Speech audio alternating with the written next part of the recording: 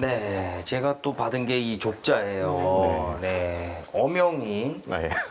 어명이로다. 어명이요. 아이고, 아이고, 아이고, 아이고. 이거 잠시만요. 네네. 이거 훈민정음이잖아요. 오, 맞습니다. 오, 세종대왕님의 말씀이 적혀 있는 훈민정음. 이거는 그쵸. 읽을 줄 알아요, 윤서 씨? 네. 이거 읽어보세요. 아니, 이게 뭐 그냥 대충 세종대왕이 맞습니다. 한글을 만들었다 이런 뜻 아닌가요? 네, 맞습니다. 그쵸? 세종대왕님이 네. 한글을 만든 이유가 적혀 있는데, 아, 이유가? 네. 이거 한자가 어려워서. 아, 맞습니다. 아, 진짜? 예, 맞습니다. 정확히 맞아요. 이게 한자가 아무래도 우리나라 원래 고유의 글자가 아니다 보니까 네. 양반들만 사실 주로 사용을 하고 보통 평민들은 잘 알지 못하잖아요. 그러니까 여기 나온 대로 좀 더 쉽게. 이런 전처차로 이런 까닭에 이 이런 예, 까닭에. 이런 까닭에 어리석은 백성들이 뭔가 이르고자 말할 거자 있어도 하는 바가 있어도 마침내 제 뜻을 다 펴지 못한다. 그러니까 내가 이를 좀 가엽게 어여삐 여겨가지고 이 글자를 만들었다. 그러니까 세종대왕님의 약간 그 백성들을 긍휼히 여기는 마음 같은 게 여기 다 그대로 담겨 있죠. 그러면 이게 한글이 만들어지고 나서 이제 평민들도 글을 네네. 쓰고 읽을 줄 알게 됐나요? 네, 처음엔 바로 그렇게 됐던 거는 아닌데 네. 이렇게 계속 보급이 되니까 점차 많은 사람들이 실제로 내가 하는 말을 실제로 쓰고 읽을 줄 알게 되어서 그러면서 이제 국문학, 한글 소설들이 조금 더 많은 사람들에게 점점 읽히게 되었습니다. 그런 자기의 감정, 자기의 사상, 생각들을 이렇게 글에 적어서 네. 또 그걸 읽고 쓰고 할 수 있어서 사람들이 이제 글을 더 많이 읽게 되었고 소설을 읽게 되었고 그렇게 이제 좀 문학의 대중화에 기여를 하게 된 거죠. 대중화, 그렇죠. 네네. 뭐 예를 들면은 어떤 게 있을까요? 네.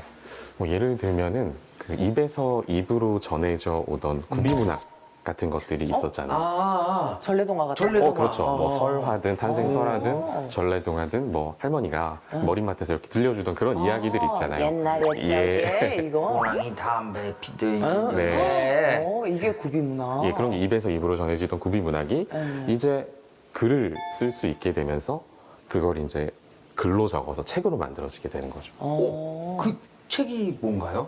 뭐 대표적으로는 뭐 판소리 같은 거를 오이? 이야기를 들 수 있는데요. 춘향전. 그렇습니다. 춘향전. 예.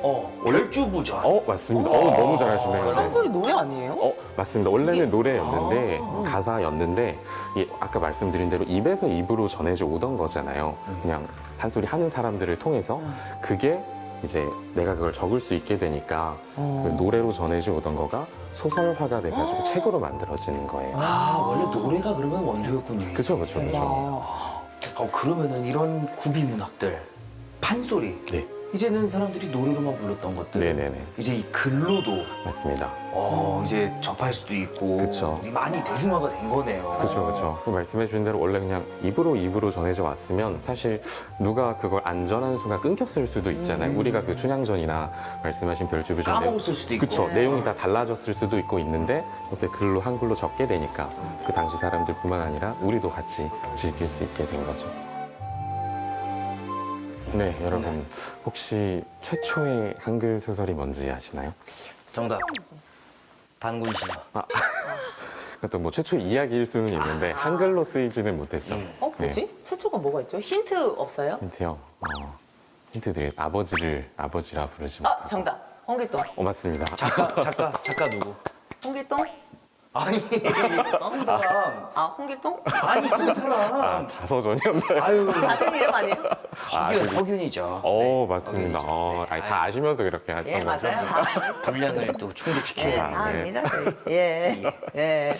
왜 홍길동이 아버지를 아버지라고 부르지 못하고 형을 형이라고 부르지 못했는지 아시나요? 호부호영 못했던 이유. 네네. 첩의 자식. 맞습니다. 대단해요. 맞습니다. 네. 이게 서자였기, 서얼이었기 때문인데요. 정확하게는 이게 당시에 첩이라는 게 지금 와서는 우리가 동의할 수 없는 제도지만은 네. 그 당시에는 그게 있었잖아요.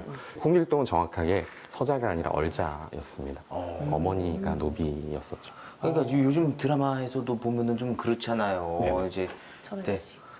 그쵸. 그게 본처의 어떤 그런 이 기업 계승에 대해서 네. 이제 뭐 이렇게 막 갑자기 누가 나타나서 네. 이거 내 거야 막 이러면서 막 이러잖아요. 그죠, 이런 그죠. 시나리오는 그때도- 시청률이 대박이에요. 아, 그렇죠. 그쵸. 그때부터도 이게 공식이었던 거네요. 그쵸, 그쵸. 이런 이게- 약간 막장 드라마 스타일의. 네. 현실 사회에서는 사실 못 하잖아요. 네. 그렇게 서자가 막 나라를 뒤흔들고 이런 거 못 하니까 당시에 그렇게 꽉 막혀 있었던 신분 제도를 좀 깨고 싶은 욕망 그런 걸 간접적으로 깨는 재미를 그 읽는 독자들로 하여금 느끼게 해줬던 거죠. 아무래도 또 뭔가 이제 약자가 네. 이렇게 정말 이렇게 힘을 갖게 되고 그죠. 네.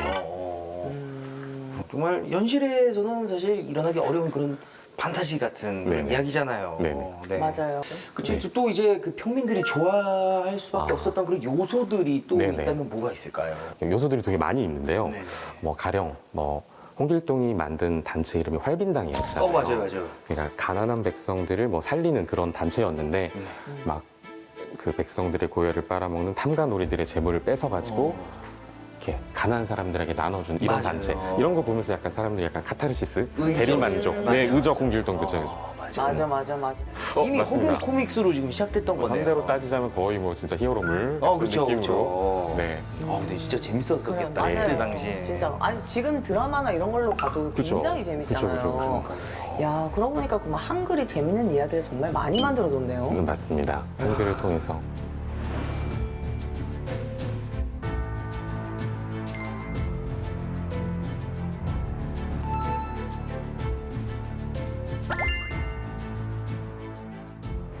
근데 이게 아무리 한국 소설이 흥행했다고 해도 네. 여전히 한글을 모르는 사람들이 있지 않았을까요?